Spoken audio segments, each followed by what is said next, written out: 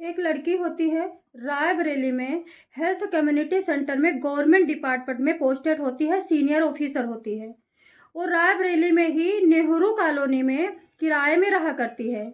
अच्छा, वहीं पे एक फाइनेंस कंपनी में मैनेजर होता है, वहीं पे रहा करता है, जिसका नाम होता है हरिओम सिंह।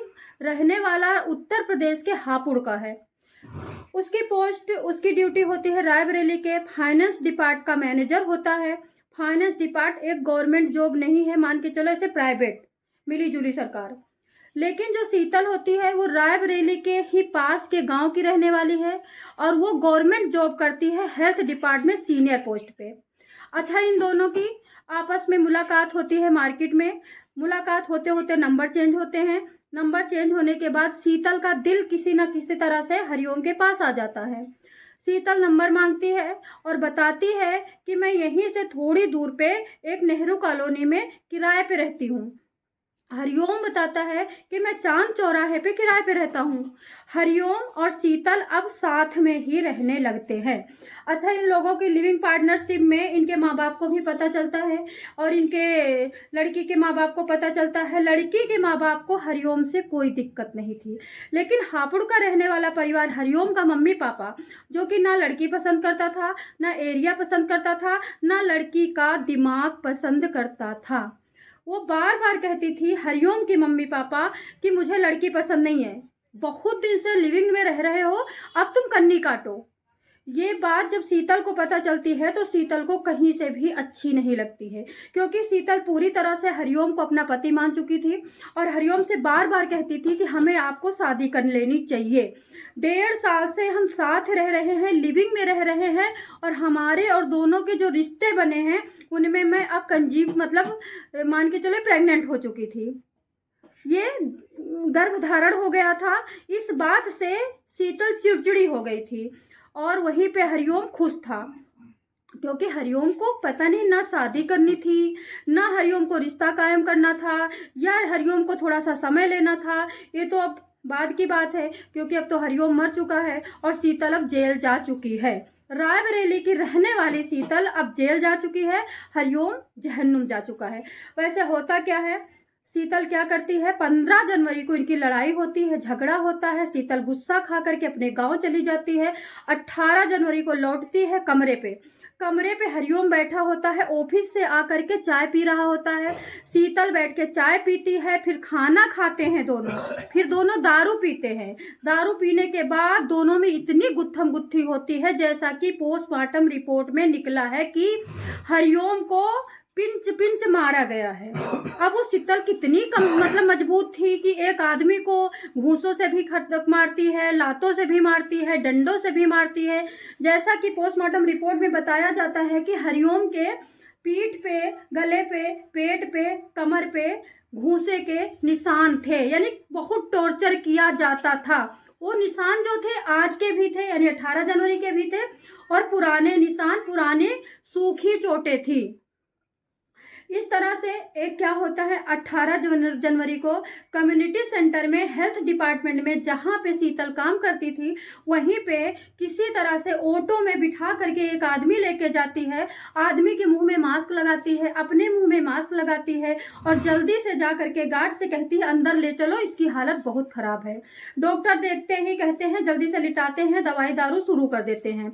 लेकिन डॉक्टर जब अपनी पैरामीटर से, यानी अपने चेक करते हैं, अपने आइडिया से, अपने एक्सपीरियंस से, तो जो हरिओम था वो मर चुका होता है। डॉक्टर शीतल से पूछते हैं, सबसे पहले ये बताओ कि इसको हुआ क्या है और ये है कौन। तो शीतल कहती है, ये हरिओम है, मेरा पार्टनरशिप है, मेरा इससे लिविंग में रह रही थी, और मैं इसके बच्चे की माँ बनने वाली थी, और इसने अपनी जान जोखिम में डाल करके अपने गले में फंदा लटका करके पंखे को तोड़ भी दिया है।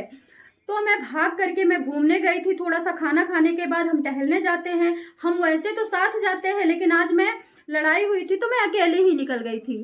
शीतल बताती है, जब मैं लौटी तो ये पंखे से झूल रहे थे और पंखा आधा टूट चुका था।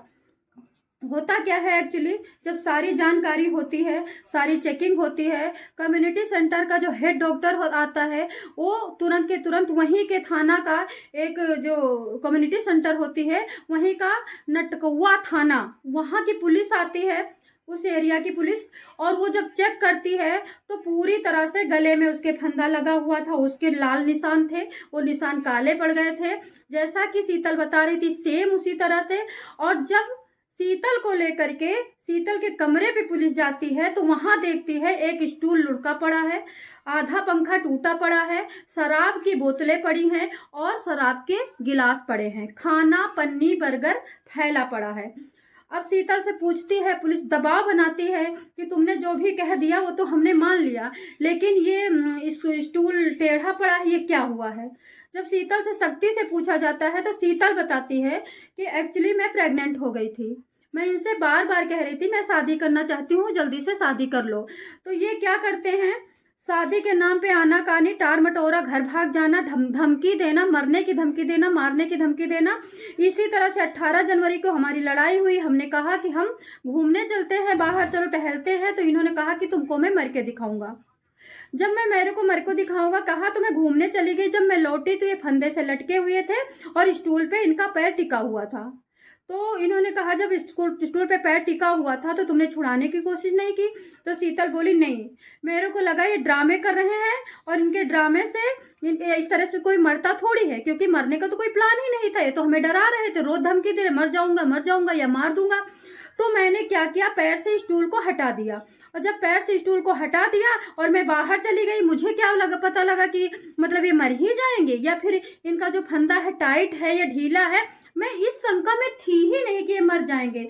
जब मैं लौटती हूँ थोड़ी देर में, मुश्किल से 20 मिनट में, तो हरिओम लटके हुए मिलते हैं और ये बेहोशी की हालत में मिलते हैं। मैं जल्दी से आती हूँ स्कूल पे चढ़ती हूँ, जल्दी से काटती हूँ और आपको छुड़ा करके मैं आपके पास लेके जाती हूँ। एक्चुअली हुआ क्या था, शीतल 1.5 साल से लिविंग में थी। शीतल का भी गुस्सा जायज था, जब तुमको लड़की नहीं पसंद है तो तुम लिविंग में मत रहो। और शीतल की सबसे बड़ी बात, सास ससुर यानी कि होने वाले सास ससुर। हरिओम के मम्मी पापा को देखो, 1.5 साल से पता था कि हमारा बेटा रायबरेली में नौकरी कर रहा है, नौकरी करते करते किसी लड़की के साथ लिविंग में रह रहा है, लिविंग में रहते रहते लड़की प्रेग्नेंट हो गई है। उस ऐन मौके पे मम्मी कहती है हम शादी नहीं करेंगे, हमें ये लड़की नहीं पसंद है। अब वो लड़की कहाँ जाए।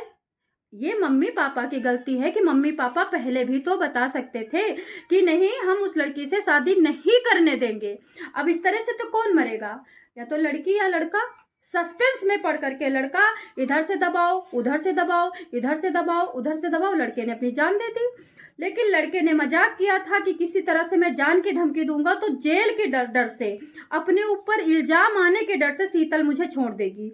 और यही सोच करके लड़के ने दबाव बनाया था मरने का, क्योंकि 15 तारीख को घर जा चुकी थी और उसे ये लगा था कि मैं मरने की रोज धमकी देता हूँ, हो सकता है कि ये घर पे भाग जाए। लेकिन वो घर पे नहीं भागती है, घर पे जाती है घूमने के लिए और फिर आ जाती है। जब वो फिर आ जाती है तो हरिओम क्या करता है, दोबारा धमकी देता है, और अब की ऐसी धमकी देता है कि एकदम ज्यादा डर जाए और कमरा छोड़ करके कहीं अलग रहने लगे। इस ड्रामे को वो कर ही रहा था, तब तक शीतल आती है घूम करके और स्टूल पे हाथ पैर मार देती है और उसके बाद चली जाती है नाटकीय। ये मान के चलो कि प्लान था या फिर एक क्रिमिनल माइंड था, ये क्रूरता थी, क्योंकि जिस तरह से पोस्टमार्टम में उसकी बॉडी से पिंच के निशान, घूंसे के निशान, डंडे के निशान मिले हैं।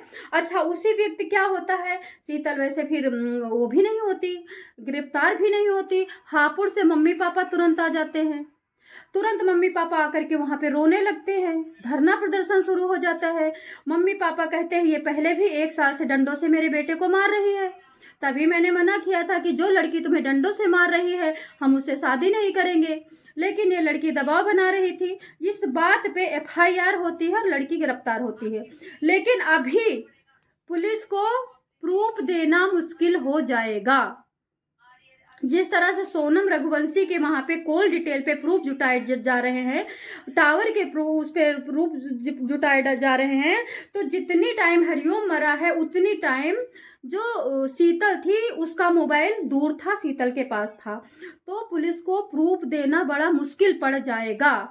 हो सकता है कि इस केस में पुलिस भी और कोर्ट भी शीतल को सजा ना दे पाए, क्योंकि किसी के पास कोई प्रूफ नहीं है। और शीतल भी मुकर सकती है कि मैंने तो दबाव में बोला है, मेरे पे तो दबाव था, क्योंकि किसी के पास तो कोई साक्ष्य है नहीं, ना कोई कॉल डिटेल का, ना कोई उसके टावर का कि हाँ यहाँ पे मरा है, तो यहीं पे शीतल का मोबाइल भी आसपास कनेक्ट कुछ नहीं मिला है। तो दोस्तों इस तरह के केस डेली बढ़ रहे हैं, लेकिन सोचने वाली बात है कि केस बढ़ रहे हैं, लेकिन सरकार का दिमाग यहाँ पे नहीं जा रहा है कि हम किस तरह से डिपार्टमेंट बिठाएं, एक मीटिंग बिठाएं और कानून में किसी तरह से अमेंडमेंट यानी एडिट करें और इतना सख्त कानून लाएं जिस तरह से बाहर के देशों का कानून है, जिससे ये लड़कियां जो मरने पे और मारने पे उतारू होती हैं या फिर लड़के मरने पे उतारू होते हैं, इनको थोड़ी सी डर इनके अंदर बैठे कि नहीं अगर अगला मर जाएगा तो मैं भी मर जाऊंगी, क्योंकि मेरे को कानून जीने नहीं देगा। तो दोस्तों इस रायबरेली की घटना पे आप लोगों का क्या कहना है कि इस तरह की घटनाएं क्यों बढ़ रही है और सरकार क्यों ध्यान नहीं दे रही है, इस पे आप लोगों को जरूर बताना।